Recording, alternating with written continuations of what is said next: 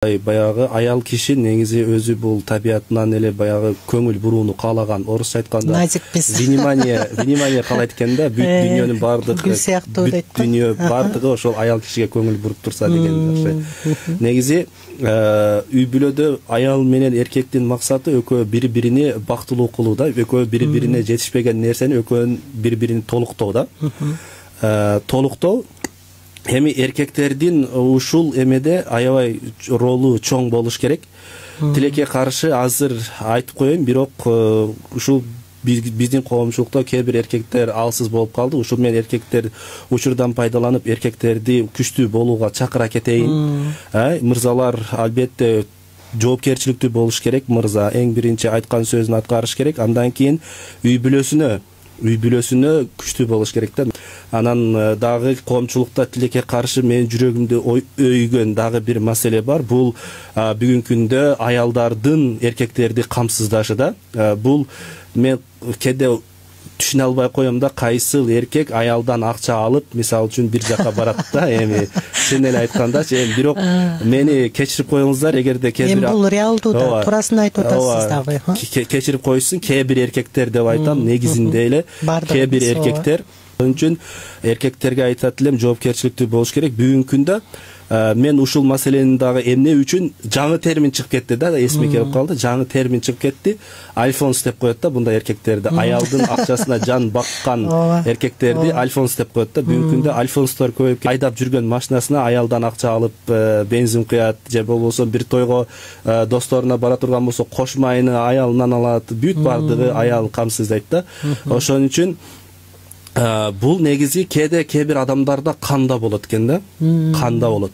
Мисалы үчүн эми баягы кээ бир адамдарды карай турган болсо, бир тайпа бар. Мисалы үчүн лөлүлөрдү карай турган болсоңуз, аялдар багат. Аялдар баягы турмушка чыгып атканда мен сени ачка калтырбайм, сөзсүз өмүрүм аягына чейин багам деп сөз беришет экен да. Анан ошо эле, бирок бизде дагы, биздин арабызда дагы кээ бир эркектерде бар да ушундай нерселер.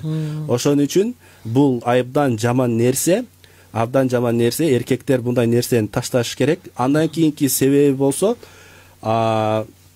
бул тарбиядан дагы болот, үй бүлөдөгү тарбиядан. Эгерде ата үй бүлөнү өзү жоопкерчилигине алып баккан болсо, бул ошо бала дагы, эркек дагы, мырза дагы атасынан көргөн жорукту кийин жасайт да өз үй бүлөсүнө.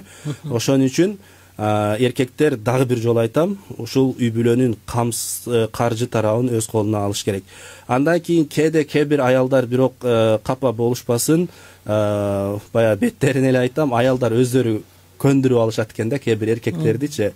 Өзү акча берет, иштеп аткан кезде өзү колдойт. Анан бул акырын барып ошентип эркекти көндүрүп алышат да. Эркек көнгөндөн кийин болду, аны кайра артка кайтара албайт да. Баягы кыргыз элибизде дагы бир сонун сөз бар го, үйрөнгөн адат өлгөндө калат дейт го. Ошон үчүн кээ бир аялдар эркектерди өздөрү көндүрүп алышат да. Акчалары жок кезде акчаны берет, анан тияка жөнөтөт, бияка жөнөтөт, ошентип анан даяр эле баягы апасынын чоң баласы болуп алат да. Апасынын чоң баласы болуп алып, анан аны бир өмүр бою өзү каржылап, кийин анан ыйлайт да. Кээ бир аялдар ошондо ыйлап келет. Анан мен айтам, сиз өзүңүз көндүрүп койгон турбайсызбы? Эми өзүңүз эмете бериңиз, проблемаңызды чече бериңиз деп коем да. Ошон үчүн аялдар өздөрү башында көндүрбөш керек эркектердичи. Эркектерди такыр көндүрбөш керек. Анан эркек дагы аялдан акча алганга такыр көнбөш керек да. Мен ушул баягы үй бүлөмдө ушундай бир окуя болду. Келинчегимден бир жолу акча алдым. Ошондо дагы бензиниме акча калбай, кыйналып калган кезде гана бир жолу ошондо бир 1000 сом алып, кайра анда кайтарганмын да, эметипчи. Себеби ал эми үй бүлөдөгү акча меники сеники деп бөлүнбөйт. Бирок мен ушул нерсени өзүмө баягы адат кылып албайм дедим да, карыз алып кайра бердим да, ушуну кайра могу акчаңды алып коюйын деп. Сонун жакшы. Аябай мындай талаш тартыш жарата турган сонун пикирлерди айтып кеттиңиз. Аладжин мырза, азыр карап отуруп, сиздин атаңыз сизге берген үлгүлүү жашоосуна, сизге берген акыл насаатына таазим кылып отурам. Жанагы адам өзүнүн кылган ишине жараша тиешесин алат дейт да. Ошол кичинекей кезиңиздерде атаңыз сизге эмнени кааласа, апаңызга кандай мамиле жасаса, ошодон үлгү алып бүгүнкү күндө күндө сиз элге ошону жайылтып келип атасыз да. Сиз бул мамлекетке кошкон салымыңыз. Жана үй бүлө бекем болсо мамлекетибиз бекем болот дейт. Айымдарды айырылып жашоого жана ошондой эле алардын назик көңүлчөк экенин эске алууга жана ошо мырзаларды жоопкерчиликке чакырып атасыз да. Карап отуруп баягы адам эмнени сепсе ошону арат дегенде сиз ата экеңиздин берген насаатынын жемиши болуп факт болуп отурасыз мына жердечи. Чоң рахмат, ар дайым ушундай балдарына жакшы үлгү көрсөткөн мырзаларыбыз көп боло берсин. Чындап эле баягы үй бүлөдө атасы ар дайым жубайына корс мамиле жасай берсе, жанагындай катуу сөздөрдү айтып, жубайын басынта берсе дейт, ошол балдар эле кийин үйлөнгөндө өзүнүн үй бүлөсүн ошондой мамиле жасайт, кайра эле ал ата энеге болгон оор жүк болот да. Ар бир эле ата эне балдарым тынч жашаса дейт, үй бүлөсүндө тынчтык болсо дейт.